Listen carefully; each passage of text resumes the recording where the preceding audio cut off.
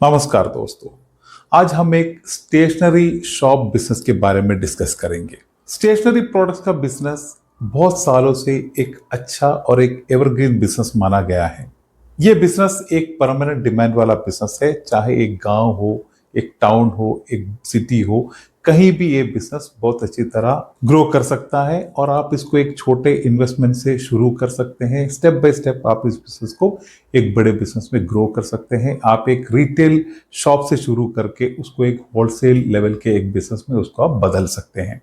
बेचने के लिए आपके पास काफी प्रोडक्ट्स होते हैं और काफी लेवल के, काफी ग्रेड के कस्टमर आपके बिजनेस का जुड़ सकते हैं, चाहे वो ऑफिस हो, बैंक्स हो, कोचिंग सेंटर हो, स्कूल्स हो, नॉर्मल जो जनरल कस्टमर्स हो। इस तरह हर एक फील्ड में आप आपके बिजनेस के साथ काफी कस्टमर्स को जुड़ा सकते हैं।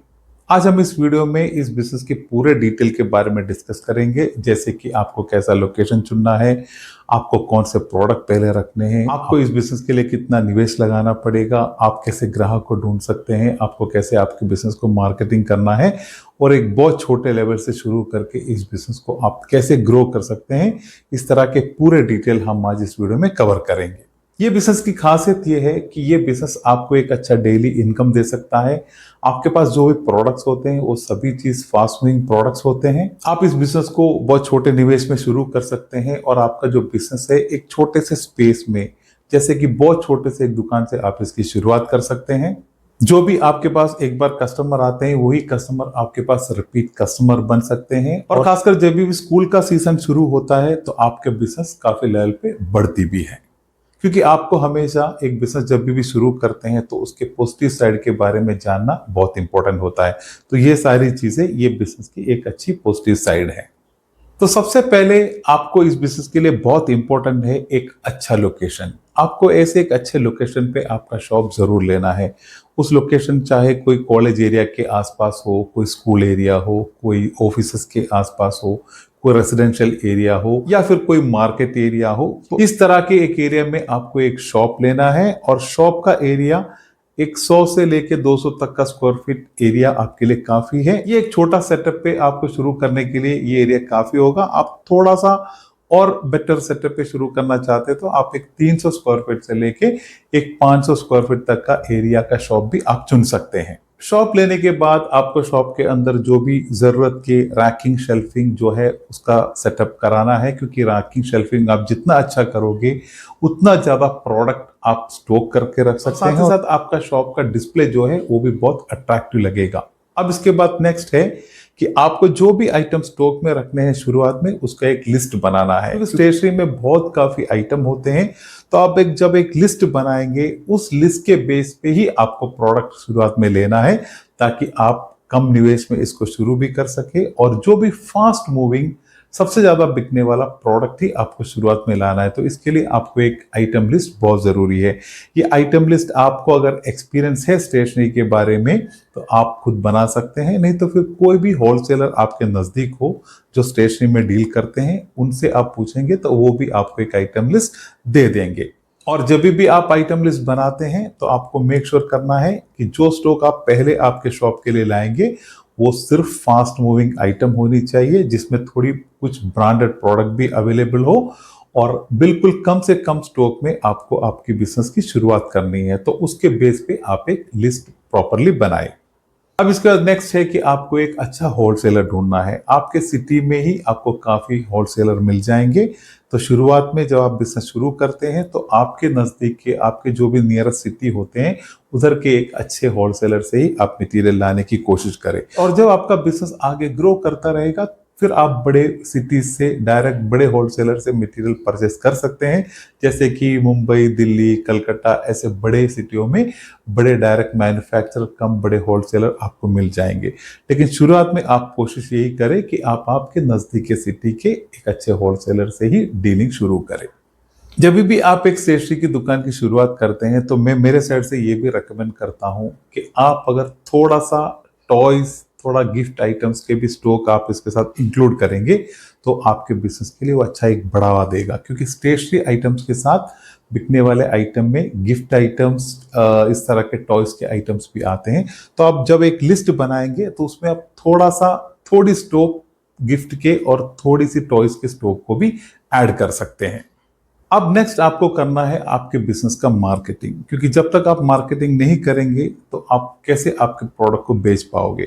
तो सबसे पहले आप देखिए आपको मार्केटिंग कहाँ करना है। मार्केटिंग वहां आपको करना है जहां आपके प्रॉपर कस्टमर होते हैं। आप प्रॉपरली स्कूल्स, जो भी आपके आसपास जितने भी स्कूल्स है, कॉलेजेस है, बैंक्स, ऑफिसेस, इस तरह के हर एक सेगमेंट को आपको टारगेट करना है। काफी स्टेशनरी शॉप्स को मैंने देखे हैं कि वो एक शॉप शुरू करते हैं और वहीं बैठते हैं। उसमें क्या होता है कि उनको जो नॉर्मल जो वॉकिंग कस्टमर्स आते हैं वही उनके पास आते हैं।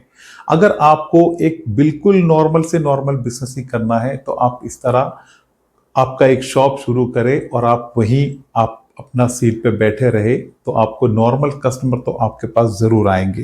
लेकिन आपको अगर एक छोटा बिजनेस शुरू करके उसको अगर ग्रो करना है, आपको ज़्यादा बिजनेस बढ़ाना है, तो उसके लिए आपको प्रॉपर मार्केटिंग करना अच्छा रहेगा। और मार्केटिंग भी आपको आपके टारगेट कस्टमर को करना है। जैसे मैंने बताया, जो स्कूल्स होते हैं, कॉलेज, बैंक, ऑफिसेस, ये सभी जगह ज़्यादा स्टेशनरी के प्रोडक्ट यूज़ करते हैं। तो वहां तक आप जब पहुंचेंगे तो आपका बिजनेस बहुत अच्छी तरह ग्रो करेगा। क्योंकि स्टेशनरी के बिजनेस में काफी लोग इस तरह की शिकायत करते हैं कि उनका बिजनेस ग्रो नहीं हो रहा है, उनको काफी कस्टमर नहीं मिल रहे हैं। तो मैं कहता हूं सबसे बड़ा रीजन यही है कि आप प्रॉपर आपके कस्टमर को टारगेट नहीं कर रहे हैं। क्योंकि आप अगर एक दुकान शुरू करेंगे और आप सिर्फ वहीं बैठे रहेंगे तो जो भी चलते फिरते कस्टमर है, जो नॉर्मल कस्टमर है, वही आपके पास आएंगे। लेकिन अगर आपको आपका बिजनेस ग्रो करना होगा तो आपको इस तरह आपके कस्टमर के पास डायरेक्ट टारगेट करना पड़ेगा। तो इसके लिए आपको क्या करना है, आपके पास जो भी प्रोडक्ट है उस प्रोडक्ट के पूरे एक आइटम लिस्ट आप प्रिपेयर करें। अब आपको ये जो आइटम लिस्ट है आपका, ये आइटम लिस्ट और उसके साथ आपका एक बिजनेस कार्ड, ये दोनों आपको रेडी रखना है। और आपको क्या करना है, इस तरह के जितने भी आपके आसपास आप देखिए कि आपके 1-2-3 किलोमीटर या 5 किलोमीटर के अंदर जितने भी ऑफिसेस है, कितने भी स्कूल है, चाहे वो सरकारी स्कूल हो, प्राइवेट स्कूल हो, बैंक्स, कॉलेजेस, कोचिंग सेंटर्स, ये सब जगह पे आप विजिट कीजिए। ये हर जगह पे स्टेशनरी का काफी यूज होता है। उन लोग दूसरे कहीं स्टेशनरी शॉप से लेते होंगे, कहीं और सप्लायर से लेते होंगे। आपको आपका स्पेस इधर बनाना है। आप अगर ऐसे एक मान लो कि 50 जगह पे आप अगर विजिट करते हैं तो मैं कहता हूं मिनिमम आपको एक 5 जगह से भी आपको अगर ऑर्डर मिलना शुरू हो गया तो आपका बिजनेस के लिए वो एक बहुत बड़ा ग्रोथ है। तो इस तरह आप अगर एक शुरुआत करेंगे तो आपको इस तरह के बड़े कस्टमर्स भी मिलेंगे, साथ ही साथ जो जनरल कस्टमर आपके पास जो चलते फिरते नॉर्मल कस्टमर आते हैं वो बिजनेस भी आपको मिलेंगे। तो शुरुआत में ही आप इस तरह ही अपने बिजनेस को आगे ग्रो करने की कोशिश करें। तो मैं यही कहता हूं, आपको कोई भी टारगेट नहीं छोड़ने हैं, कोई भी टारगेट आपका छोटा नहीं होता। जितने आप कस्टमर को ऐड करेंगे उतना आपके लिए हमेशा बेनिफिशियल होता है।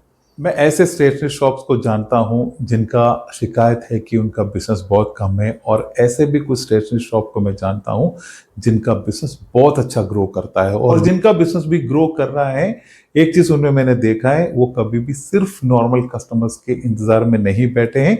उनके काफी सारे कोचिंग सेंटर, स्कूल्स, बैंक्स, इस तरह के लोगों के सेटअप के साथ उनका बिजनेस जुड़ा हुआ है। तो आपको भी इसी तरह ही शुरू करना है। आप भले ही कम स्टॉक लेके, फास्ट मूविंग स्टॉक लेके आप बिजनेस शुरू करते हैं तो आप 100% इस तरह के हर रेंज के कस्टमर्स को टारगेट कर सकते हैं। इस तरह के एक बिजनेस के सेटअप जो अभी हमने डिस्कस किए थे, इस लेवल पे आपको अगर शुरू करना है तो इसके लिए आपको 3 से लेके 5 लाख तक के इन्वेस्टमेंट में आप इस बिजनेस की शुरुआत कर सकते हैं। इस बिजनेस में जो प्रॉफिट मार्जिन होता है वो अलग अलग प्रोडक्ट पे डिपेंड करता है, लेकिन आपको 20% से लेके 50-60% तक के प्रॉफिट मार्जिन आपको इस बिजनेस में मिलता है। दोस्तों, इस बिजनेस में काफी फ्यूचर अपॉर्चुनिटीज है, क्योंकि जब आप एक छोटे लेवल पे एक बिजनेस शुरू करते हो तो उस बिजनेस को आप अच्छे लेवल पे ग्रो कर सकते हैं। कल आप इस बिजनेस को एक होलसेल बिजनेस के लेवल पे भी इसको चेंज कर सकते हैं, ग्रो कर सकते हैं। साथ ही साथ आप आपके ही ओन ब्रांड पे, अपने खुद के ब्रांड में काफी प्रोडक्ट्स आप आपके बिजनेस में ऐड कर सकते हैं। उससे आपके बिजनेस एक अच्छे ब्रांड वैल्यू में कन्वर्ट हो जाता है। कल आप आपके बिजनेस के और ब्रांचेस शुरू कर सकते हैं। तो इस तरह काफी अपॉर्चुनिटी है। आप जब एक छोटे शुरुआत करते हैं उस टाइम पे ही आपका बिजनेस छोटा होता है। लेकिन जब आप स्टेप बाय स्टेप आप एक अच्छे स्ट्रैटेजी के साथ, एक प्लानिंग के साथ आपके बिजनेस को जब आगे डेवलप करते हैं, तो आपको इस फील्ड में ग्रो होने की काफ़ी अपॉर्चुनिटी है। ज़्यादातर लोग को प्रॉब्लम क्या होता है, वो एक बिजनेस तो शुरू कर देते हैं इस तरह, लेकिन उनको ये आइडिया नहीं होता है कि उस बिजनेस को कैसे ग्रो करना है। और सबसे इंपॉर्टेंट बात यह है कि आपके पास कितने भी करोड़ों रुपए के प्रोडक्ट आपके पास हो, आपके पास कितने भी बड़े बिजनेस हो, लेकिन जब आप प्रॉपर कस्टमर तक, आपके टारगेट कस्टमर तक आप नहीं पहुंचेंगे, तो कभी भी आपका बिजनेस ग्रो नहीं करेगा। तो सबसे इंपॉर्टेंट है आपके बिजनेस में आपके टारगेट कस्टमर तक पहुंचना। आपको ये समझ में आना चाहिए कि मेरा प्रोडक्ट कहां कहां बिक सकता है। एक बार इसके बारे में आपको आइडिया मिल गया, तो फिर मैं कहता हूं कोई भी बिजनेस छोटा नहीं होता, छोटा नहीं रह जाता। हर बिजनेस बहुत अच्छे लेवल पे ग्रो जरूर करता है। तो यही था आज के टॉपिक के बारे में। अगर वीडियो आपको अच्छी लगी हो तो एक लाइक जरूर कर दे। इससे रिलेटेड आपके कोई भी क्वेश्चंस हो, कोई भी आपके सजेशन हो, फीडबैक हो, जरूर मुझे कमेंट में शेयर करें। तो मिलते हैं एक बेस्ट बिजनेस टॉपिक के साथ। तब तक के लिए धन्यवाद। जय हिंद।